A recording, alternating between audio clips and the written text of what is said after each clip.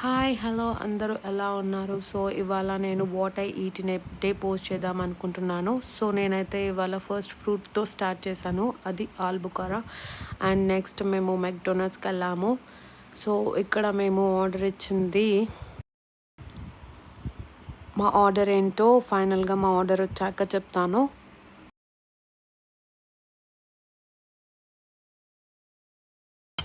So ఫైనల్గా మా order అయితే వచ్చేసింది. మా ఆర్డర్ వచ్చేసి ఫ్రైస్, చికెన్ నగ్గెట్స్ అండ్ ఒక వెనిలా షేక్ అండ్ దెన్ ఒక చీజ్ బర్గర్ చికెన్.